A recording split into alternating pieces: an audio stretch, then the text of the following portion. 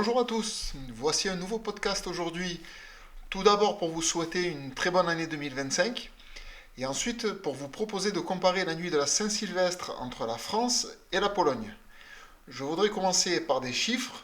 Comme vous le savez, pour la France, chaque année des centaines de voitures sont brûlées avec pour cette fois-ci 984 voitures incendiées, 420 interpellations et 310 gardes à vue. Chiffres du ministère de l'Intérieur. Ces chiffres, malgré le déploiement d'importants dispositifs de sécurité et de 100 000 policiers et gendarmes à travers le pays, dont 10 000 uniquement sur Paris. La Pologne ne connaît pas ces incidents. Il y a un service normal de police qui est déployé, évidemment, car les rues sont bondées, mais aucune voiture brûlée et aucune agression, juste une ambiance joyeuse et festive. Je voudrais maintenant faire la transition avec les engins pyrotechniques. Comme vous le savez sans doute, la vente est interdite en France.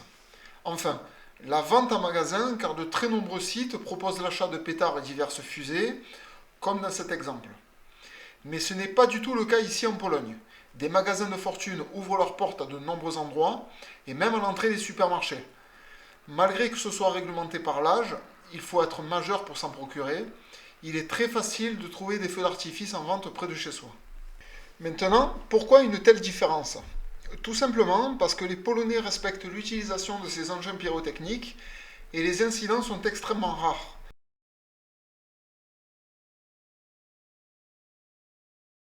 Voici en démonstration une vidéo tournée à Varsovie le soir de ce 31 décembre 2024.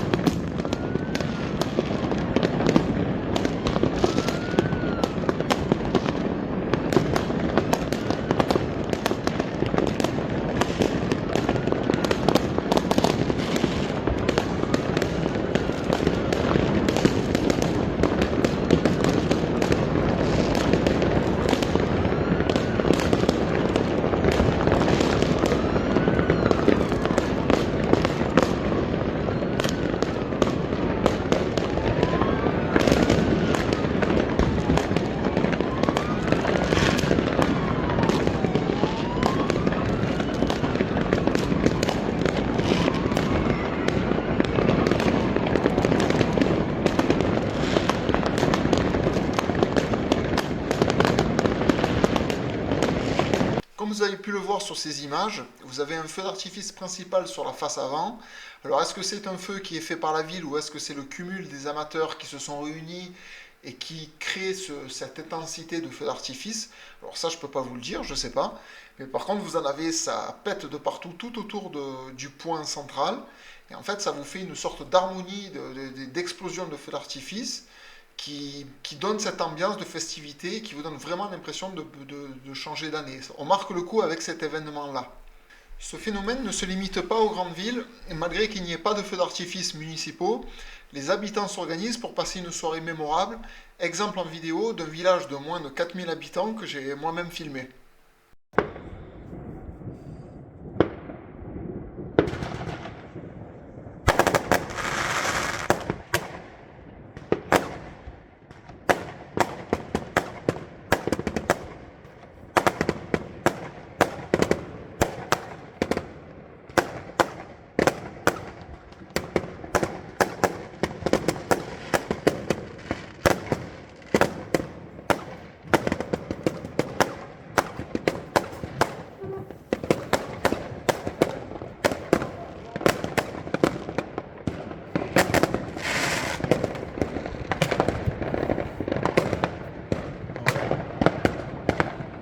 Ça peut être partout.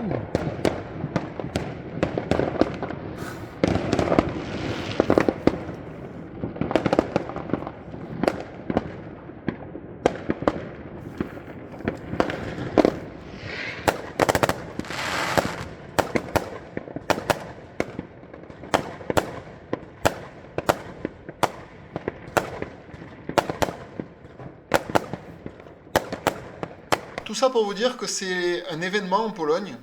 Il n'y a pas une seule ville qui n'a pas quelques points d'artifice pour marquer la soirée. Maintenant en France, la situation est très différente.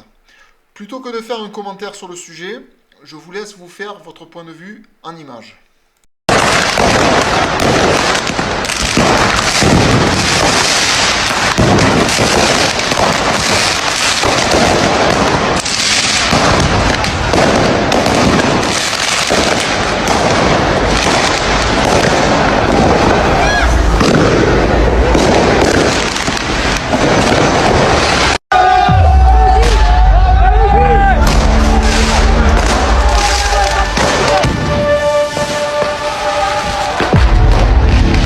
Vous comprendrez maintenant pourquoi les feux d'artifice en France sont interdits à la vente, contrairement en Pologne.